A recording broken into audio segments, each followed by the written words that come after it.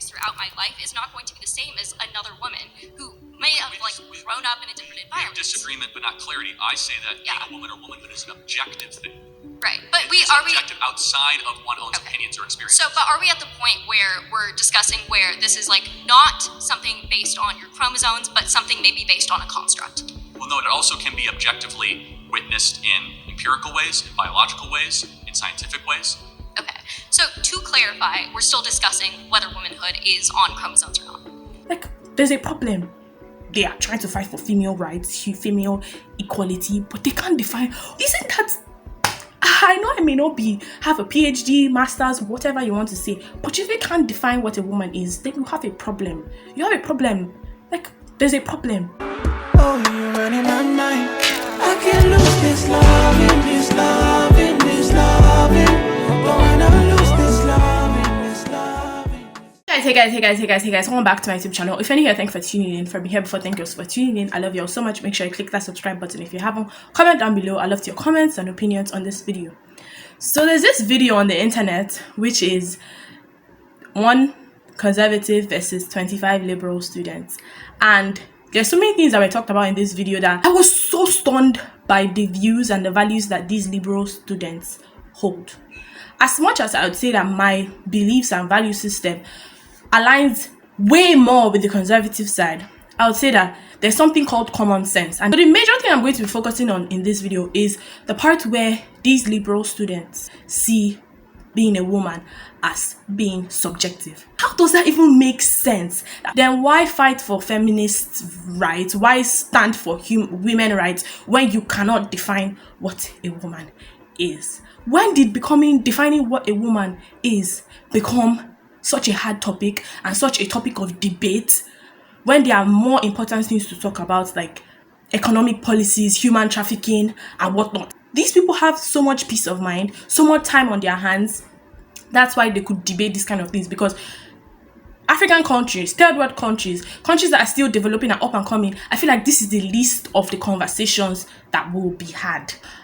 How is there an increase in the fight and the advocacy for women's rights when these people cannot define what a woman is? How dare you say that being a woman is subjective? I don't care the amount of degrees, PhD, what they call it, that you have, but for you to say that being a woman is subjective is quite appalling. It's quite insulting that you say that being a woman is subjective based on your experiences. What? If being a woman was based on your experiences, then today I could be a woman, tomorrow I could be a man, and that is purely nonsense. We are living in a world where somebody wakes up, a buff man can wake up and say he wants to be a woman, that he is a woman, and even take part in sports with biological women. What happened to XY chromosomes? What happened to biology? I may not have a master's, PhD, whatever, but then I feel like these are just logic, normal. It blows my mind that these people, these liberal students, are educated people. I just feel like they have too much time on their hands for this to be an argument. And props to Charlie Kirk for keeping his cool and being able to answer them. And apparently Charlie Kirk didn't go to college. He's so smart, he's so intelligent, he's so worded, like he has the answer for every question.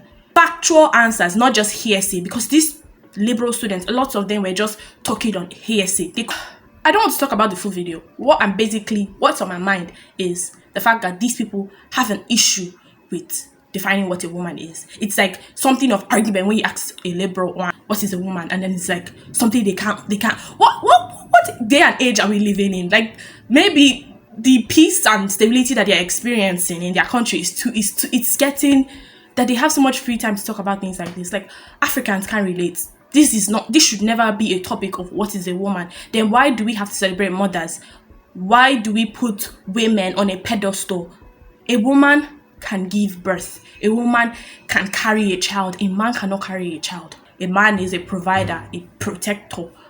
These are values, these are norms that should not be changed. No matter how we evolve as a society, these are roles that are inevitable. There are so many things to talk about when it comes to this topic, but I just want to stay on this. Because if I talk, it's going to be too much for me to talk about. Because how can you say that being a woman is based on your experiences?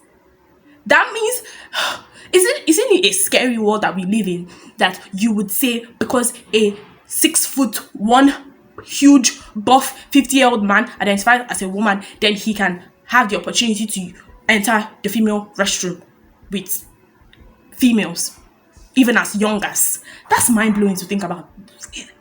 And this is the world that the Western world lives in. No.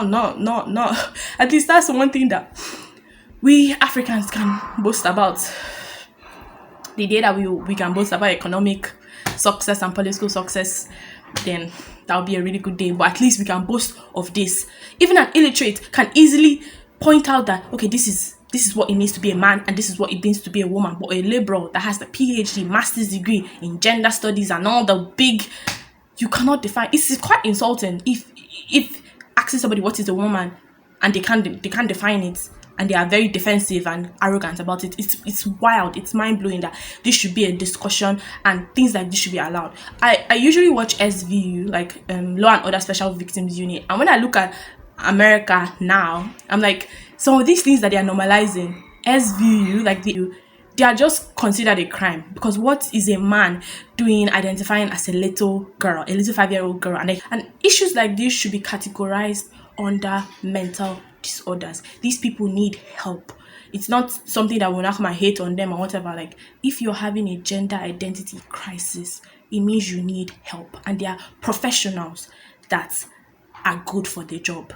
Not people that enable your delusion, but people that help you to navigate. That's why being a Christian, like you have a relationship with God, you have a relationship with Jesus Christ beyond hearsay, beyond God, is very important, because you have an identity in Christ. You know your identity and you're not confused, because a lot of these things come as a result of people not having an identity, people not knowing who they are, people lacking purpose. They don't know, why am I on planet Earth?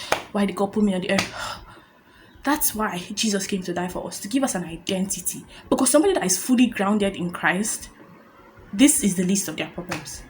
Masculinity is being frowned upon, but yet they cannot define what a female is.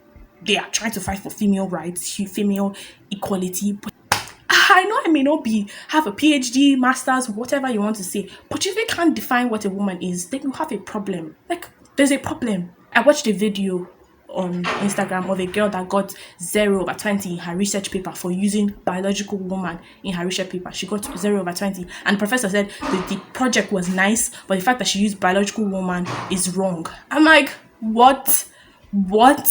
And it's my dream to go to the Western world to further an education, like after my bachelor's or whatever.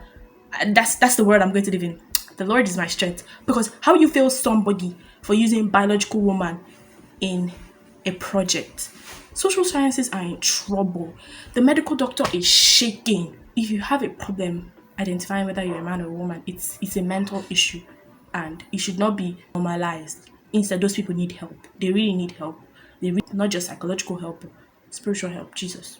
I recommend Jesus. Honestly, I'm not trying to be sarcastic, but I recommend Jesus. Simple as that. So yeah. Hope you guys were inspired by this video. I just had to talk about this. By this video, I love you all so much. Make sure you be you and be the best of you. Bye.